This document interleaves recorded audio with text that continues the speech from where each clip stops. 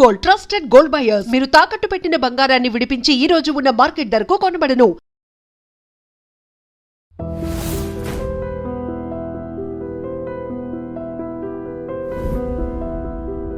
నమస్తే, నేను Kavitha. Welcome to I dream news and నిజాలు.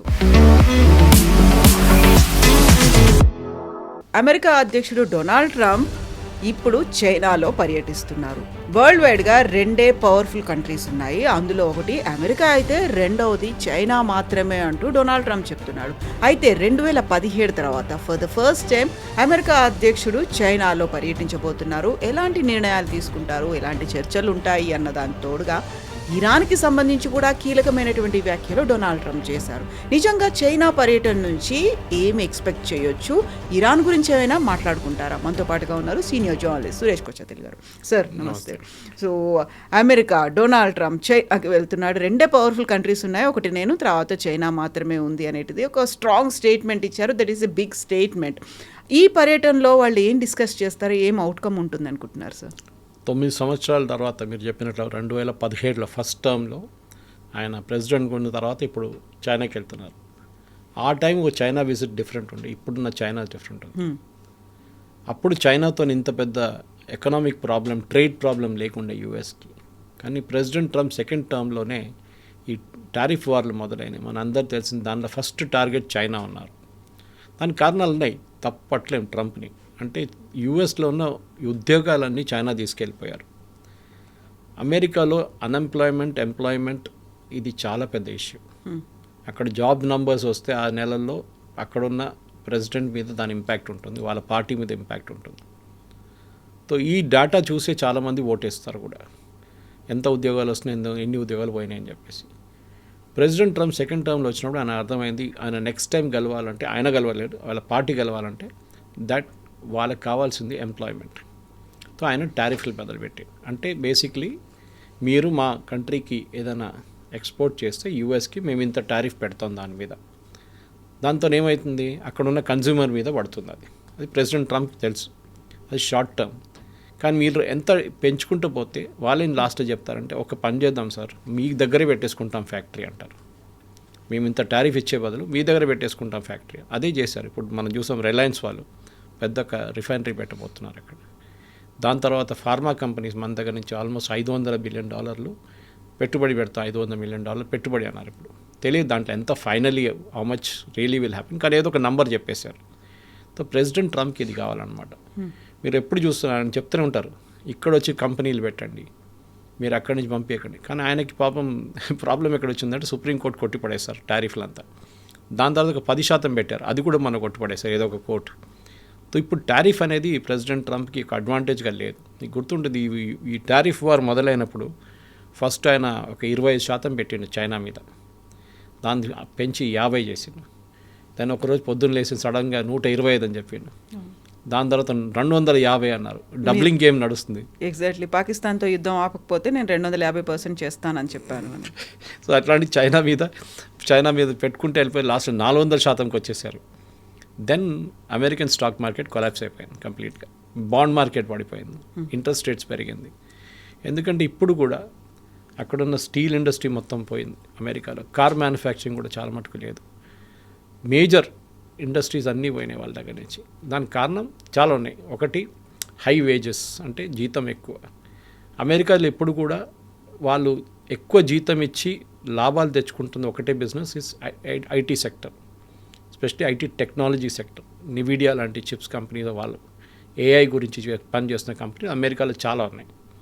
అక్కడ దాన్ని ఇన్నోవేషన్ లెవెల్ కూడా చాలా హై మన దేశం కన్నా.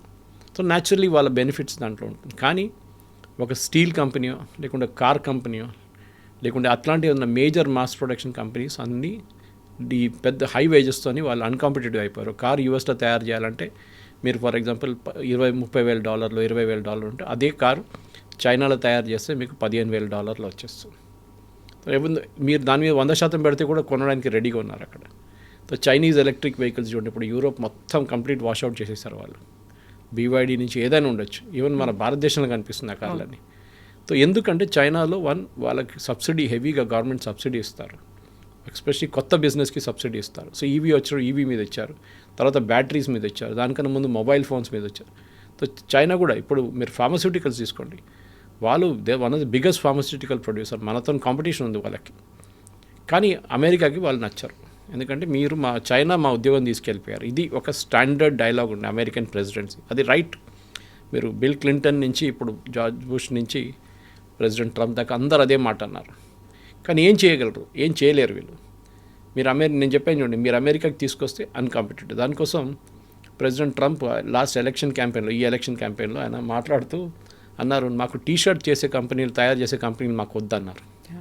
The idea was very clear, because ఆ టీషర్ట్ తిరుపూర్లో కానీ, లుధియానా కానీ, బంగ్లాదేశ్లో తయారు చేస్తే దానికన్నా చాలా తక్కువ రేట్లో వస్తుంది అక్కడ. అదే మీరు అమెరికాలో తయారు చేస్తే దానికన్నా 5 times 10 times కాస్ట్ అవుతుంది దాన్ని. సో మాకు టీషర్ట్ తయారు చేసే కంపెనీలు వద్దు, మాకు హై టెక్నాలజీ కంపెనీస్ కావాలి.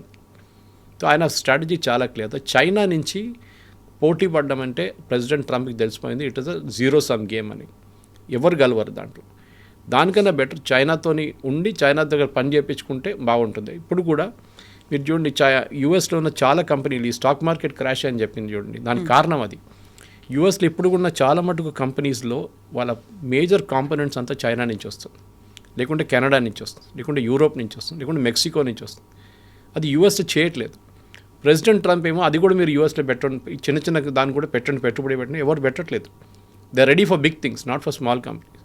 ది కాంపోనెంట్స్ రాకపోతే, ఇప్పుడు మనకు తెలుసు ఒక టైంలో ఐఫోన్ మ్యానుఫ్యాక్చరింగ్ అంతా చైనా నుంచి ఉండే. తర్వాత ఈ పెద్ద క్రైసిస్ వచ్చిన తర్వాత, ఎస్పెషల్లీ కోవిడ్ వచ్చిన తర్వాత సప్లై చైన్ మీద చాలా పెద్ద ఇంపాక్ట్ వచ్చింది. మీకు గుర్తుంటుంది, ఆ టైంలో వీళ్ళు బల్క్ ఇంటర్మీడియట్స్ అంటారు, అంటే మనం హైదరాబాద్లో ఫార్మస్యూటికల్ అది యూజ్ చేస్తారు. ముందు మనం దాంట్లో లీడర్స్ ఉండే, తర్వాత మనం దాన్ని పక్కన పెట్టేసాం, వాల్యూ ఎడిషన్ లేదని చెప్పి వాల్యూ ఎడిషన్కి వెళ్ళిపోయాం. అంటే ఫైనల్ ట్యాబ్లెట్లు, ఫైనల్ సిరప్లు తయారు చేయడంలో వెళ్ళిపోయాం మనం. We got out of the intermediate thing. Covid వచ్చిన చైనా ఏమన్నారు, ఆపేశారు అది. Simply put a stop it, saying you cannot export it any longer. మనకు లేదు ప్రోడక్ట్స్, మనం మొత్తం సప్లై చైన్ ఆగిపోయింది. చిప్స్ కూడా అదే మీకు గుర్తుంటుంది, సేమ్ థింగ్ హ్యాపెన్. కొరియా దగ్గర నుంచి చిప్స్ రావడం క్లోజ్ అయిపోయింది. కార్లు డిలే అయిపోయినాయి, 6 నెలల నుంచి సంవత్సరం పాటు కార్స్ ఆఫ్ కట్స్. ఎందుకంటే ఇప్పుడు అన్ని కార్స్లో ఎలక్ట్రానిక్ ఎక్కువ ఉంటుంది, మెకానికల్ తక్కువ ఉంటుంది. సో అది మనం నేర్చుకున్న చాలా పెద్ద లెసన్. అది అమెరికా కూడా నేర్చుకున్నాం. దట్ సప్లై చైన్ డిస్ట్రప్షన్స్ అంటే ఇప్పుడు మనం చూస్తున్నాం ఈ ఇరాన్ వార్లో అన్నిటికంటే పెద్ద ఆయిల్ సప్లై డిస్ట్రప్షన్ వచ్చేస్తుంది. ఆయిల్ ఒకటే అనుకుంటే కాదు, దాని petrol, diesel, aviation, kerosene, propane, butane, methane, nitrogen, fertilizer, అన్ని ప్రోడక్ట్స్ ఉన్నాయి దాంట్లో. సో మన క్రూడ్ ఆయిల్ అనుకోగానే పెట్రోల్, డీజిల్ ఒకటే కాదు, దెర్ ఆర్ 101 ప్రోడక్ట్స్. ఈవెన్ మన దగ్గర ఇప్పుడు కొన్ని కంపెనీస్, లిక్కర్ కంపెనీస్ అంటున్నారంట, మాకు బాటిల్ తయారు చేయడానికి మెటీరియల్ లేదు మా దగ్గర, రా మెటీరియల్ లేదండి. ఇక gain has to come from Gulf. So supply chain ఆలోచించేతో మోదీ గారు మనం మాట్లాడుతూ అది కూడా చెప్పారు. అది మనం మిస్ అయిపోయాం. మీరు పెట్రోల్ తక్కువ యూజ్ చేయండి, మీరు బంగారం కొనుక్కోండి, దాంట్లో వెళ్ళిపోయాం డిబేట్లో. We made a very important point about supply chain. కోవిడ్లో డిస్ట్రప్షన్ వచ్చింది, అది ఇంకా కంటిన్యూ అవుతుంది. ఇప్పుడు కూడా దాని ఇంపాక్ట్ ఉంది. సో మనం అప్పుడు నేర్చుకోలేదు ఆ లెసన్. కోవిడ్ అయిపోయింది కదా, సరే అన్నీ అయిపోయింది కదా అనుకున్నాం. కానీ next hit came with Iran war. రేపు ఇంకేమో జరగవచ్చు రేపు. So we should be prepared for it. అంటే మనకు కావాల్సిన సప్లై చైన్ మనమే మెయింటైన్ చేసుకోవాలి, మన చిప్స్ మనమే తయారు చేసుకోవాలి, bulk intermediates we should make it our cells. ఇది యూఎస్ కావట్లేదు, యూఎస్ చైనా మీద పడ్డారు. సో నౌ ప్రెసిడెంట్ ట్రంప్ ఇప్పుడు జీని కలవడానికి వెళ్తున్నప్పుడు he said is my good friend as usual. Asim మునీర్ని కూడా మా గుడ్ ఫ్రెండ్ అంటాడు, మోదీ గారిని కూడా మై గుడ్ ఫ్రెండ్ అంటారు. ఇప్పుడు జీని కలవడానికి వెళ్తున్నారు, ప్రెసిడెంట్ జీ జింగ్పిన్ని. అండ్ జీ జింగ్పిన్ తెలుసు, హీఈస్ ఆల్ పవర్ఫుల్ నౌ. అమెరికాలా కాదు చైనా, మనకు అందరు తెలిసిందే. ఇట్స్ డిక్టేటర్షిప్, 1 party రూల్, ఎవరిని అడగక్కర్లేదు. అక్కడ డెమోక్రాట్స్ ప్రెసిడెంట్ ట్రంప్ ఎంటబడి ఉన్నారు, ఇక్కడ మోదీ గారు ఆపోజిషన్ ఎట్లా ఫేస్ చేస్తారు, అదే ప్రాబ్లం. కానీ జీ జింగ్పిన్ ఎవరిని అడగక్కర్లేదు, ఈ can take a decision himself. ఇప్పుడు రేపటి నుంచి ఈవీకి సబ్సిడీ ఇవ్వమంటే ఇవ్వం, అంతే, కథం, అయిపోయింది, ఫినిష్. కానీ చైనాలో ప్రాబ్లం ఏంటంటే లాస్ట్ ఒక ఆల్మోస్ట్ 5 సంవత్సరాల నుంచి వాళ్ళ ఎకానమీ, ఎస్పెషలీ ఆఫ్టర్ కోవిడ్, వాళ్ళ ఎకానమీలో చాలా పెద్ద ప్రాబ్లం ఉంది. ఒకటి, వాళ్ళ రియల్ ఎస్టేట్ భూమి మొత్తం క్రాష్ అయింది. గోస్ట్ టౌన్స్ తయారు చేశారు, పెద్ద పెద్ద బిల్డింగ్ తయారు చేశారు, ఎవరు ఉండట్లేదు దాంట్లో. అక్కడున్న బ్యాంకింగ్ సిస్టమ్ క్రాష్ అయిపోయింది. వాళ్ళ బ్యాంకింగ్ సిస్టమ్ ఇదే రియల్ ఎస్టేట్ ప్రాజెక్ట్కి లోన్స్ ఇచ్చారు, ఆ లోన్లు ఏమి రిటర్న్ తిరిగి రావట్లేదు. మనలాగా వాళ్ళకి ఒక ఓపెన్ ఆడిట్ సిస్టమ్ లేదు చెప్పడానికి, ఇన్ని నష్టాలు ఉన్నాయి, ఇది ఎన్పిఏ ఎంత ఉంది, అది వాళ్ళన్నీ దాచుకుంటారు వాళ్ళు. So that is what happen. Chinese companies అంతా వాళ్ళ లాసెస్ హైడ్ చేస్తున్నారు. కొన్ని టెక్నాలజీ ఇండస్ట్రీ మాత్రం చాలా బాగా ప్రోగ్రెస్ చేస్తుంది. మీకు గుర్తుంటుంది, అలీబాబా అనే కంపెనీ ఉండే, ఇప్పుడు కూడా ఉంది అనుకోండి. దాని ఒక లెజెండరీ ఎండీ ఉండే, చైర్మన్ అని చెప్పొచ్చు ఆయన్ని, ఓనర్ ఆఫ్ ఇట్. జాక్మా. ఇప్పుడు జాక్మా ఎక్కడ ఉందని ఎవరు తెలియదు, అప్పుడప్పుడు కనిపిస్తారు కానీ సడన్ గా మాయమైపోయాడు, ఎక్కడ ఉన్నాడు, ఏమైపోయాడు అని. Because you try becoming bigger than the country. అంటే మీ దేశం కన్నా మీరు పైకి వెళ్ళి మీరే పెద్దోడని చెప్తే ఆ రోజు చైనా నుంచి మిమ్మల్ని కట్ ఆఫ్ చేసేస్తారు కంప్లీట్గా. అదే జరిగింది. అదే టైంలో మీరు చూసుంటారు చైనీస్ కంపెనీస్ కానీ, హ్యూఐ కానీ, మిగతా telecom companies, supplying companies Europe నుంచి, ఇండియా నుంచి, యూఎస్ నుంచి కూడా తీసేశారు వాళ్ళు. ఎందుకంటే వాళ్ళకి భయం ఏంటంటే వీళ్ళు సప్లై చేసే టెలికాం ఎక్విప్మెంట్ మనం మొబైల్ మాట్లాడలేదు ఇక్కడ, వేర్ టాకింగ్ టెలికాం ఎక్విప్మెంట్, హ్యూఐ లాంటి కంపెనీ సప్లై చేసి వాళ్ళు స్పైంగ్కి యూజ్ చేస్తున్నారు. అంటే మన ఇక్కడ నుంచి కాల్ చేస్తే చైనాకి వెళ్తుందంట అది. ఈవెన్ ఫోన్స్ వచ్చినప్పుడు ఓప్పో కానీ, వివో కానీ, వన్ప్లస్ వచ్చినప్పుడు ఇదే రూమర్స్ ఉంటాయి. తర్వాత ఇప్పుడు మొన్న ఒక ఆడిట్లో, సెక్యూరిటీ ఆడిట్లో మన ఇంటెలిజెన్స్ ఏజెన్సీ ఏం కనిపించిందంటే వాళ్ళకి మన దగ్గర ఉన్న సీసీటీవీ కెమెరాస్, స్పెషల్లీ డిఫెన్స్ యూనిట్స్లో ఉన్న సీసీటీవీ కెమెరాస్ మొత్తం వాళ్ళ డేటా అంతా చైనాకి వెళ్తుందంట. It's is a very dangerous thing. So US కూడా ఇదే భయం ఉంది. సో యూఎస్ కూడా వాళ్ళు రానియట్లేదు. సో చైనా కోపం ఏంటంటే మా కంపెనీస్ మీరు రానియట్లేదు, మీరేమో మా దగ్గర బిజినెస్ చేయమంటున్నారు, మీరు ఇక్కడికి వస్తున్నారంటే మేము ఎందుకు ఇవ్వాలి మీకు యాక్సెస్. యూఎస్కి సెల్ఫిష్ ఇంట్రెస్ట్ ఏంటంటే మన దగ్గర కూడా ఎంత ప్రేమ ఎందుకు ఉందంటే మార్కెట్ సైజ్, మన 140 కోట్ల మంది మార్కెట్, చైనా ఒక 130 అని చెప్పచ్చు. So we are a huge market. ఇద్దరు కలిసి 270 కోట్ల మార్కెట్ ఉంది. మీకు ఎక్కడ దొరకదు. మొత్తం యూరోప్, ఆస్ట్రేలియా, న్యూజిలాండ్ అన్నీ కలుపుకుంటే కూడా మీకు ఇంత పాపులేషన్ దొరకదు మీకు. దానికోసం మొబైల్ ఫోన్ అమ్మాలంటే ఇండియాలో చాలా ఈజీ, మీకు చైనాలో ఇట్స్ వెరీ ఈజీ. ఎందుకంటే పాపులేషన్ సైజ్ అంత ఉంది, రీప్లేస్మెంట్ మార్కెట్ ఉంటుంది దానికి. ఇది మనం ప్రెసిడెంట్ ట్రంప్కి చాలా క్లియర్గా తెలుసు. So he wants to approach the Chinese with 5 Bs అంటున్నారు. ఇప్పుడు ఇక్కడ నుంచి వెళ్ళిన డెలిగేషన్ తీసుకెళ్లారు, ఎలాన్ మస్క్ వీళ్ళందరూ వెళ్ళారు తోడు, పెద్ద బిజినెస్ డెలిగేషన్ తీసుకెళ్లారు. But he didn't take నివిడియా boss, ఆయన తీసుకెళ్ళలేదు. నేను ఆ చిప్స్ ఇవ్వను, నో టైఅప్ విత్ నివిడియా, మేము ఏఐ యాక్సెస్ ఇవ్వను నేను చైనాకి అంటున్నారు. We are the leaders in AI అని ప్రెసిడెంట్ ట్రంప్ చెప్తున్నారు. సో ఈ 5 Bs ఏంటంటే, ఒకటి sell more Boeing aircraft. China వాళ్ళ ఓన్ ప్యాసింజర్ ఎయిర్క్రాఫ్ట్ చిన్న తయారు చేసుకుంటున్నారు, కానీ ఆ బోయింగ్ స్కేల్కి వాళ్ళు రాలేదు ఇంకా. తో ఒక 200-300 బోయింగ్ ఎయిర్క్రాఫ్ట్ ఆర్డర్ తీసుకొని వస్తారు. టిపికలీ ట్రంప్ అని తప్పట్లేదు, ఇది ప్రతి దేశంలో ప్రతి ప్రైమ్ మినిస్టర్ కానీ, ప్రెసిడెంట్ కానీ ఒక ఫారిన్ విజిట్కి వెళ్తే వాళ్ళు చేసే పని ఇది. వాళ్ళ దేశంలో ఉన్న ప్రోడక్ట్ బయట వెళ్ళి అమ్ముకోండి. ప్రెసిడెంట్ మ్యాక్రాన్ ఇక్కడ వచ్చినప్పుడు రఫాల్ గురించి కానీ, వాళ్ళ మిసైల్స్ గురించి కానీ, వాళ్ళ జర్మన్ ఛాన్సలర్ వచ్చినప్పుడు వాళ్ళ స్కార్పియన్ గురించి కానీ, సబ్మెరీన్స్ గురించి మాట్లాడుతారు. మోదీ గారు వెళ్ళినప్పుడు మన వైపు నుంచి అమ్మడానికి ఏమో ఉంటుంది అదని ట్రై చేస్తారు అక్కడ. ఓకే, మన వైపు బ్రహ్మోస్ కానీ ఇట్లాంటిదని అక్కడ ఆ కంట్రీకి ఆఫర్ చేస్తారు.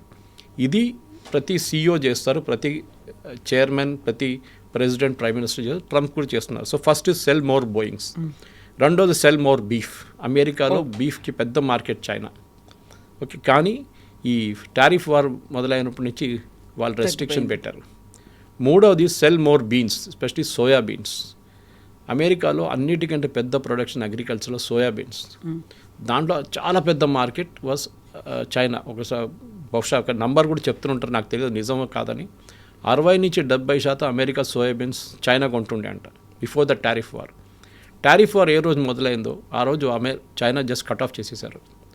దాంతోనే అమెరికన్ ప్రెసిడెంట్ ట్రంప్ మీద అంత ప్రెషర్ పడ్డది. ఆయన దానికోసం ఇమ్మీడియట్ టారిఫ్ తగ్గించారు చైనా మీద. ఎందుకంటే చైనా కొనకపోతే ఎవరు కొంటారు మళ్ళీ? మనమైతే కొనం, జెనెటిక్లీ మోడిఫైడ్, మనం యాక్సెప్ట్ చేయం. చైనాకి ఆ ప్రాబ్లం లేదు. చైనా అన్నారు sorry we're not buying. So ఇది will be the third B. 4వ, 5వ చాలా స్ట్రేంజ్ బీస్ ఉన్నాయి ఇక్కడ. Board of investments. ప్రెసిడెంట్ ట్రంప్కి బోర్డ్ అంటే చాలా ఇష్టం. ఒక గాజాలు కూడా పెట్టారు, బోర్డ్ ఆఫ్ పీస్ అని చెప్పేసి. దాన్ని ఇప్పుడు అడ్రస్ లేదు, అత్తాపత్తా లేదు దాన్ని. ఇప్పుడు పాకిస్తాన్ వెళ్ళి కూర్చున్నారు దాంట్లో కూడా. సో బోర్డ్ ఆఫ్ ఇన్వెస్ట్మెంట్ అంటే అమెరికాలో పెట్టుబడి పెట్టడానికి చైనీస్ కంపెనీస్ రావాలంట. సో దానికి ఏం కావాలి? So this is going to be very, దానికోసం ఆయన ఆ డెలిగేషన్ తీసుకెళ్ళాడు తోడు. ఎలాన్ మస్క్ లాంటి వాళ్ళని, యాపిల్ నుంచి వాళ్ళందరినీ తీసుకెళ్ళండి, పెద్దగా డెలిగేషన్ బిజినెస్, వీళ్ళతో ఒప్పందం చేయండి, మీరు అమెరికాలో పెట్టుబడి పెట్టండి. కానీ ఇదే ప్రెసిడెంట్ ట్రంప్ కానీ, దీనికన్నా ముందు బైడెన్ కానీ, దానికన్నా ముందు ఒబామా, క్లింటన్, వీళ్ళందరికీ భయం చైనీస్ గురించి ఏంటంటే వీళ్ళు మా దగ్గర నుంచి టెక్నాలజీ తీసుకొని అక్కడికి వెళ్ళిపోతారు చైనాకని. దానికోసం చైనీస్ స్టూడెంట్స్ని వీళ్ళు చాలా హెవీ స్పైయింగ్ చేస్తారు యుఎస్ ఏజెన్సీస్. వాళ్ళు అక్కడ PhD చేయడానికి వస్తారు, లేకుంటే మాస్టర్స్ చేయడానికి వస్తారు. వాళ్ళు ఏం నేర్చుకున్నారు, ఏం చేస్తున్నారు అని చెప్పి వాళ్ళ మీద ఎప్పుడు నిఘా ఉంటుంది. But one good thing is Chinese students మన స్టూడెంట్స్ లాగా కాకుండా వాళ్ళు స్టడీస్ ఫినిష్ చేసిన తర్వాత వచ్చేస్తారు, కొన్ని రోజులు ఉండి వచ్చేస్తారు అనమాట. So they get that knowledge from US. చైనాలో తీసుకొచ్చి దాన్ని అక్కడ స్టార్టప్ కల్చర్లో వాళ్ళు స్టార్ట్ చేస్తారన్నమాట. మన వాళ్ళు అక్కడే ఉండిపోతారు. బేలో కానీ మిగతా ప్లేసెస్లో సిలికాన్ వ్యాలీ వాళ్ళు అక్కడే స్టార్ట్ చేస్తారు వాళ్ళ కంపెనీ. మన దగ్గర బ్రెయిన్ డ్రైన్ అవుతోంది అనే మాట వస్తుంది. కరెక్ట్. సో ప్రెసిడెంట్ ట్రంప్కి దాని ఐదోదేమో బోర్డ్ ఆఫ్ ట్రేడ్. ఇది చాలా ఇంపార్టెంట్, ఎందుకంటే అమెరికా చైనా నడిమిట్లో ఉన్న ప్రాబ్లం ఒకటి పాలిటిక్స్ అండ్ ట్రేడ్. డొమెస్టిక్ పాలిటిక్స్లో చైనాకి ఏమైనా మీరు ఫేవర్ చేస్తే ఆ ప్రెసిడెంట్ ఫంగత్ అంతే. మన పాకిస్తాన్తో ఒప్పందం చేసుకుంటే ఎట్లా ఉంటుంది, మోదీ గారు ఆ స్టేట్లో ఉంటుంది. చైనాతో ఏం చేయకూడదు, అక్కడ ఉన్న లోకల్ వాళ్ళ ఒక పెద్ద ఫోబియా అది. సో ప్రెసిడెంట్ ట్రంప్ ఏమో ఇప్పుడు పెట్టుబడి అడిగాడు, ఇన్వెస్ట్మెంట్, ట్రేడ్ కూడా ఉంటుంది. అంటే మేము మీకు అమ్మాలి, అమెరికన్ కార్స్ చైనాలో అమ్మడం అనేది ఒక పెద్ద కళ ప్రెసిడెంట్ ట్రంప్కి. స్టీల్, అమెరికన్ స్టీల్ మీ దగ్గర ఉన్నది ఒకటో రెండు కంపెనీలు ఉన్నారు, వాళ్ళు కూడా స్టీల్ అమ్మితే అక్కడ అమ్మొచ్చు. హై టెక్నాలజీ ప్రోడక్ట్స్ మేము ఆఫర్ చేయము, మిగతా ఏం కావాలో చెప్పండి మేము ఇస్తాం మీకు. ఇది ప్రెసిడెంట్ ట్రంప్కి చాలా పెద్ద ఛాలెంజ్. ఒకటి కాస్ట్ ఫ్యాక్టర్, నెక్స్ట్ చైనీస్ వాళ్ళ మార్కెట్లో యాక్సెస్ చేయడానికి మిమ్మల్ని అస్సలు అనుమతించారు. అక్కడ కల్చర్ షాక్ ఒకటి ఉంది. మీరు ఇప్పుడు జపాన్కి వెళ్ళి అమెరికన్ కార్లు అమ్మడానికి ట్రై చేయండి. ఇది పెద్ద ఒక స్టోరీ ఉండే long back. American Japanese cars అమెరికాలో ఇన్వైట్ చేసినప్పుడు అమెరికా చెప్పిన అదే స్టోరీ, మా కార్లు ఎక్కడ ఎందుకు వెళ్ళవు, క్రైస్లర్ ఎక్కడ మనం ఎందుకు అమ్మలేము, ఫోర్డ్ ఎందుకు అమ్మలేము అని ఆలోచించి ఇండియాలో ఫోర్డ్ వచ్చి ఫ్లాప్ అయిపోయారు. ఫోర్డ్ బంద్ చేసి వెళ్ళిపోయారు లాస్ట్లో. I think the plant is no own by Tatas. ఇంత పెద్ద కంపెనీ, కార్లో ఒక ఐకానిక్ నేమ్ ఫోర్డ్, భారతదేశంలో అమ్మలేకపోయారు. ఎందుకంటే కల్చర్ డిఫరెన్స్ దాంట్లో. మనకు కావాల్సిన కల్చర్ అది కాదు. అదే టైంలో హ్యుండై సక్సీడ్ అయింది, అదే టైంలో మీరు చూస్తున్నారు మారుతి అంటే సుజుకి వాళ్ళ బ్రాండ్ వచ్చి ఇక్కడ సక్సీడ్ అయ్యాయి, కానీ కియా సక్సీడ్ అయింది. But these people are not able to succeed. In fact ఒక చిన్న స్టోరీ కూడా ఉంది దాన్ని, ఎందుకు ఫోర్డ్ ఫ్లాప్ అయిందని చెప్పి మార్కెటింగ్ సర్కిల్స్లో మీకు ఎప్పుడు కానీ వాళ్ళు ఫోర్డ్ ఇంట్రడ్యూస్ చేసినప్పుడు ఫ్రంట్ విండోలో పవర్ విండోస్ పెట్టారంట, డ్రైవరు ప్యాసింజర్ పక్కన. కానీ బ్యాక్ సీట్లో ఉన్న వాళ్ళకి మాన్యువల్ విండో పెట్టారంట. లాజిక్ ఏంటంటే ఫ్రంట్ సీట్లో డ్రైవర్ ఉంటారు, ఫ్రంట్ సీట్లో బాస్ కూర్చొని కారు నడుపుతారు, బ్యాక్ సీట్లో ప్యాసింజర్లు ఎవరో కూర్చుంటారు. కానీ మన ఇండియాలో ఫ్రంట్ సీట్లో డ్రైవర్ ఉంటారు. మరి పాపం డ్రైవర్కి మోటరైజ్ విండో ఉంది, వెనక బాస్ ఏమో మాన్యువల్ తిప్పుతున్నాడు అన్నమాట. సో అవి చిన్న ఒక ఎగ్జాంపుల్ అది. Then they corrected it later. అది మనం చాలా మటుకు అమెరికన్ ప్రోడక్ట్స్ చూస్తూ ఉంటాం. అది వెన్ మెక్డానల్డ్స్ వీళ్ళు వచ్చినప్పుడు, ఈవెన్ కేఎఫ్సీ వచ్చినప్పుడు, మేము we will not introduce anything Indian, మాకు ఇంటర్నేషనల్ మెనూ ఉందని చెప్పారు. తర్వాత ఏమైంది, మొత్తం ఫ్లాప్ అయిపోయింది. Then they introduce paneer rice, ఆ రైస్ ఈ రైస్, ఇప్పుడు అది బెస్ట్ సెల్లర్స్ అయిపోయింది వాళ్ళకి, పనీర్ టిక్కా, బర్గర్ అది. సో చైనాలో కూడా అదే ద కల్చర్ షాక్ చైనీస్తో ఉన్నది. ఎందుకంటే మన అందరూ తెలుసు చైనాని ఒక మాసింగ్ టైం నుంచి కల్చరల్ రెవల్యూషన్ జరిగినప్పటి నుంచి, దెన్ టియనమెన్ మ్యాస్కర్ జరిగిన తర్వాత ఒక అమెరికా రష్యాతో ఎట్లా ఒక ఆపోజిషన్ కంప్లీట్ ఒక వాల్ లాగా వచ్చేస్తుంది, చైనా యూఎస్ నడిమేట్లో కూడా ఒక వాల్ వచ్చింది. కానీ దాని తర్వాత చైనా టేక్ ఆఫ్ చేశారు చూడండి, ఎస్పెషల్లీ లాస్ట్ ఒక 30 సంవత్సరాల్లో మ్యానుఫ్యాక్చరింగ్ స్ట్రెంగ్త్లో వాళ్ళది పెరిగింది. వాళ్ళది చైనా చాలా మటుకు చైనీస్ గవర్నమెంట్ వాళ్ళ కంప్లీట్ ల్యాండ్ కానీ, వాళ్ళ బ్యాంకింగ్ సిస్టమ్ కానీ, వాళ్ళ టెక్నాలజీ అడాప్షన్లో చాలా మటుకు ఎఫర్ట్స్ పెట్టారు. అది ఇప్పుడు కనిపిస్తుంది. మనం చాలా దూరం ఉన్నాం చైనా కన్నా. We have to catching up అనేది, we have to lot of catching up to do. మళ్ళీ అక్కడికి వెళ్తున్నప్పుడు కూడా ఇరాన్ గురించి మాట్లాడాడు డొనాల్డ్ ట్రంప్. అందులో సర్వనాశనం అయిపోతుంది, యుద్ధం చేయడానికి అక్కడ మిగిలింది ఏం లేదు, ఇంకా ఇరాన్ ఏమైనా కావాలని కోరుకుంటే, యుద్ధం కంటిన్యూ అవ్వాలనుకుంటే ఇంకా సర్వనాశనం ఒకటే మిగిలింది అనేది. సో నాట్ ఓన్లీ చైనాతో ఉన్నటువంటి ట్రేడో లేకపోతే వాళ్ళతో డీల్సో అవి మాట్లాడుకోవడమే కాదు, ఇరాన్ గురించి కూడా మాట్లాడుకోబోతున్నాడు అని. బట్ చైనా దీంట్లో ఇంటర్వ్యూన్ అవుతుందా? ఎందుకంటే చైనా ఇరాన్కి హెల్ప్ చేస్తుంది, లేకుంటే ఇరాన్ నుంచి చైనాకి ఫ్యూయల్ వెళ్ళిపోతుంది, క్రూడ్ ఆయిల్ వెళ్ళిపోతుంది అనుకున్నప్పుడు ఇంటర్వ్యూన్ అవుతుందా, మాట్లాడుతుందా, చర్చలు ఏమైనా జరుగుతాయా? చైనాకి దీంట్లో కొన్ని లిమిటేషన్స్ ఉంది. ఒకటి మనకందరూ తెలిసిన స్ట్రైట్ ఆఫ్ హార్మోస్ ఏ రోజు క్లోజ్ చేశారు, ఆ రోజు నుంచి చైనాకు ఒక బ్యారెల్ ఆయిల్ కూడా రావట్లేదు. చైనా 90% ఇంకా ముందు మాట్లాడాను, 90% oil, Iranian oil China consume చేస్తుంది. ఈ బ్యాన్ వచ్చినప్పుడు, ఈ బ్యాన్ ఎప్పుడు ఆల్మోస్ట్ 48 సంవత్సరాల ముందు వచ్చిన బ్యాన్ అది. అప్పటి నుంచి చైనా మీద ఆంక్షలు ఉన్నాయి, శాంక్షన్స్ ఉన్నాయి. ఇప్పుడు వీళ్ళు తీసుకెళ్ళలేకపోతున్నారు. సో చైనా ఏం చేస్తున్నారు, ఓకే మేము కొనలేము కదా ఆయిల్ అని చైనీస్ కంపెనీస్ని పెట్టారు ఫ్రంట్గా. ఆ కంపెనీస్కి ఒక యూరోపియన్ కనెక్షన్ పెట్టేశారు ఎక్కడో. తో ఒక యూరోపియన్ షిప్ వచ్చి తీసుకెళ్ళిపోతున్నారు ఆయిల్. కానీ అక్కడి నుంచి కొంచెం దూరం పోయినాక తిప్పి చైనా వైపు వెళ్ళిపోతుంది. అక్కడ ఏదో ప్రైవేట్ రిఫైనరీ ఉంటుంది, మన జామ్నగర్లో రిలయన్స్ ఉన్నట్ల. వాళ్ళు దాన్ని రిఫైన్ చేస్తారు. రిఫైన్ చేసుకుని ఎవరికి అమ్ముకుంటారో తెలియదు. ఇదొక పెద్ద గేమ్ ఇది, మనం కూడా ఆడాము ఈ గేమ్. రష్యా నుంచి ఆయిల్ కొనుక్కొని జామ్నగర్లో రిలయన్స్ వాళ్ళు దాన్ని రిఫైన్ చేసి యూక్రెయిన్ కూడా అమ్మాము మనం. యూరోప్కి అమ్మే అది సపరేట్, యూఎస్కి అమ్మే మనం. తర్వాత వాళ్ళకి తెస్తుంది ఇది రష్యన్ ఆయిల్, మనమే శాంక్షన్స్ పెట్టాం కదా, మనకే అమ్మారు తీసుకొచ్చి ఇండియా అని చెప్పేసి.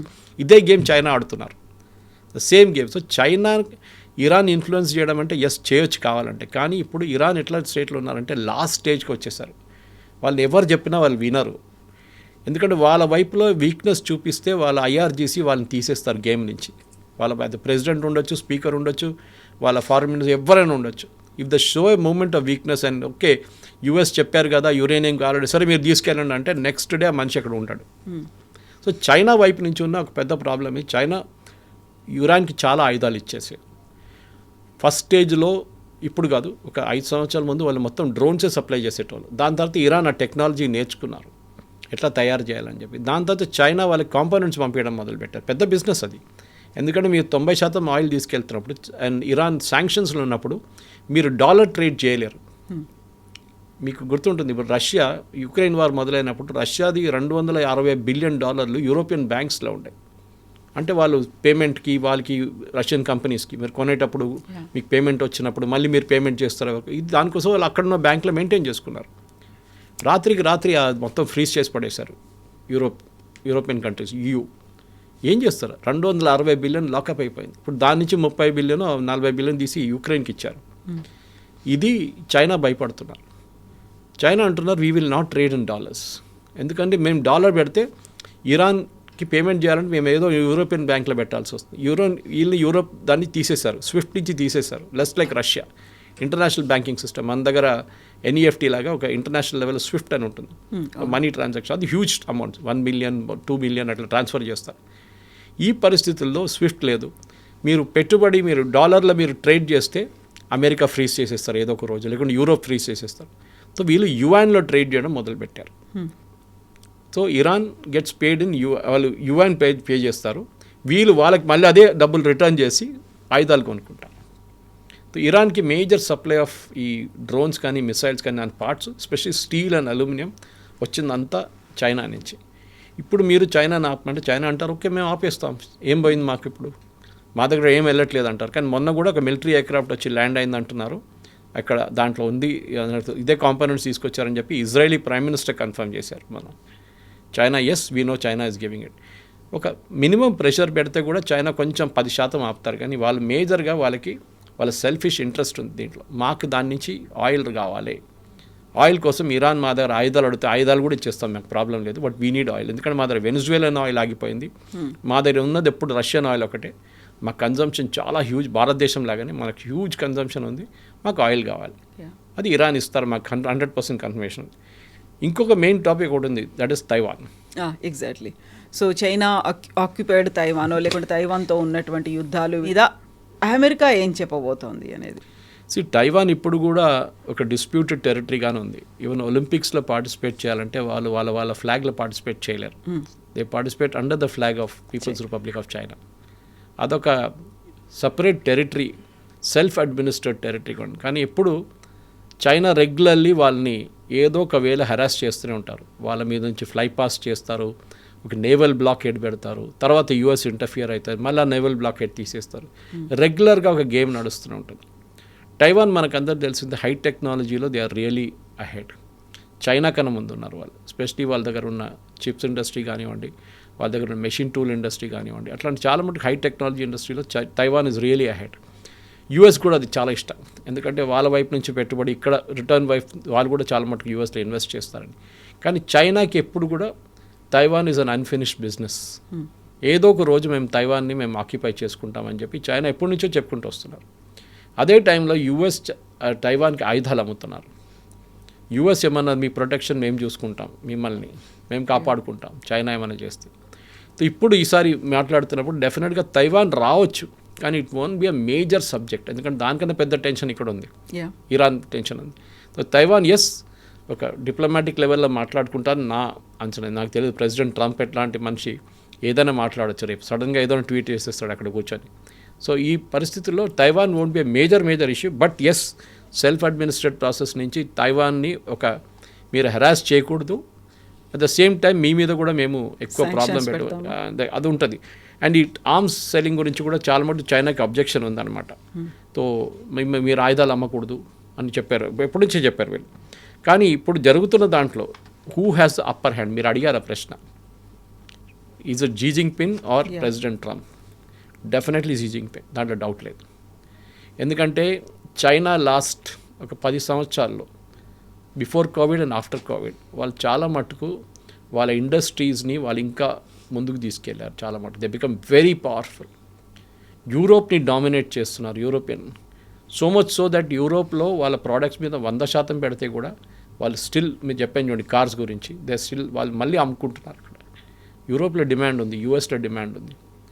ఇది ఒక క్వశ్చన్. నేను కూడా ఇక్కడ మాట్లాడాను మొన్న, మా ఫ్రెండ్తో మాట్లాడాను హూ డీల్స్ విత్ ఈ బీవైడి గురించి, కార్ల గురించి డీల్ చేస్తుంటారు వాళ్ళు. ఆయన అంటున్నారు ఇక్కడ 30 లక్షలు 40 లక్షలు కోటి రూపాయలు అంటే బీవైడికి తెచ్చి ఇచ్చేస్తున్నారంట మన దగ్గర హైదరాబాద్. అంత డిమాండ్ ఉంది. కార్ రాగానే 30 కార్లు వచ్చింది అనుకోండి, ఆ రోజు సాయంత్రం ఎవ్రీథింగ్ డిసపియర్స్. అంటే there is a market for it. అప్పుడు యూఎస్లో కూడా అదే. సో అక్కడ ఎందుకు అమ్ముతున్నారంటే ఇట్స్ నాట్ గ్రేట్ టెక్నాలజీ, ఒక జర్మన్ టెక్నాలజీ అని చెప్పలేం. ఫర్ ఎగ్జాంపుల్ BMW కానీ మర్సిడీస్ కానీ ఆ technology is a different level అది.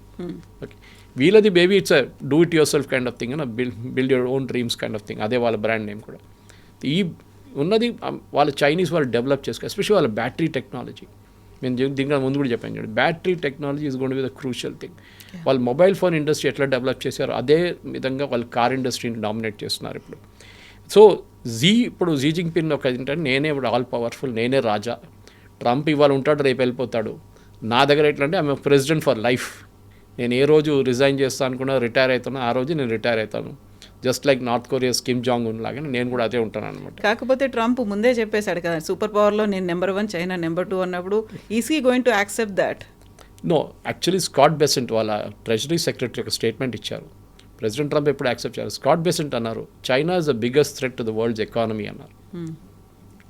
యుఎస్ థ్రెట్ అని చెప్పట్లేదు, biggest threat to the world's economy. ఎందుకంటే వీళ్ళు ఎక్కడ వెళ్తే కానీ ఆ మార్కెట్ మొత్తం డిస్టర్బ్ చేసేస్తారు వాళ్ళు. మీరు చిన్న దేశాలు ఆలోచించండి, వియట్నాం కానీ, థాయిలాండ్ కానీ, కంబోడియా కానీ, ఇట్లాంటి దేశాలు కూడా వాళ్ళు పెద్ద పెద్ద ఫ్యాక్టరీలు పెట్టుకున్నారు వాళ్ళు బ్యాన్ బీట్ చేయడానికి. రేపు యుఎస్ అంటారు చైనీస్ మేడ్ ఇన్ చైనా మీరు ఇక్కడ అమ్మలేరంటే మేడ్ ఇన్ వియట్నాం నుంచి వస్తుంది. కంపెనీ చైనాదే. మీరు చూసుంటారు ఇప్పుడు ఇప్పుడు మొబైల్ ఫోన్స్ రావట్లేదు, కానీ దీనికన్నా ముందు చాలా మటుకు mobile phones made in Vietnam, made in Thailand అని వస్తుంది.